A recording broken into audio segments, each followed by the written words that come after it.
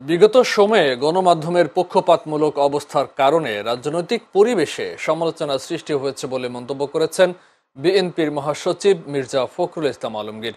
এছাড়া বিভক্তির কারণে সাংবাদিকরা নিজেরাই রাজনীতিকদের পকেটে ঢুকে যান বলে মনে করেন তিনি। আজ গণমাধ্যম সংস্কার কমিশনের সুপারিশ নিয়ে আয়োজিত এক মত বিনিময়ে মির্জা ফখরুল বলেন, সবকিছুই নির্ভর করে রাষ্ট্র কাঠামো কেমন আছে এর উপর। সংস্কার হৃদয়ে ধারণ করতে না পারলে সংস্কার কতটা কাজে আসবে তা নিয়েও সন্দেহ প্রকাশ করেন তিনি। আলোচনায় বাংলাদেশের পক্ষে সংবাদ উপস্থাপনের আহ্বান জানায় জামায়াত, আর গণমাধ্যম কার্যালয়ের ভেতরে রাজনৈতিক প্রভাব দূর করার উপর জোর দেন এনসিপির সদস্য সচিব আখতার হোসেন। এছাড়াও এ সময় উপস্থিত ছিলেন গণ অধিকার পরিষদের সভাপতি ভিপি নুরুল হক নূর, গণসংহতি আন্দোলনের প্রধান সমন্বয়কারী জুনায়েদ সাকি, সিভিবি সাধারণ সম্পাদক রুহিন হোসেন প্রিন্স সহ রাজনৈতিক দলের প্রতিনিধিরা।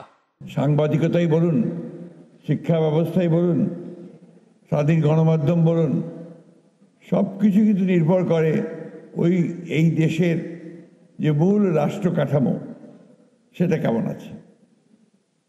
আমরা যখন একটা ট্রানজিশন পিরিয়ডের দিকে যাচ্ছি, অর্থাৎ একটা ফ্যাসিবাদী ব্যবস্থা থেকে আমরা গণতান্ত্রিক ব্যবস্থা থেকে যাওয়ার জন্য আপনার এগিয়ে যাচ্ছি, অনেক আলোচনা হয়েছে, কমিশন হয়েছে, আন্দোলন হয়েছে, সব কিছু মিলিয়ে ঠিক সেই সময়ে গণমাধ্যমের এই স্বাধীনতার বিষয়টি, বিশেষ করে সম্প্রচারের বিষয়টি নিঃসন্দেহে অত্যন্ত গুরুত্বপূর্ণ। কিন্তু আমি যে কথাটা বললাম যে এটা তো কোনো আইসোলেটেড আইল্যান্ড না।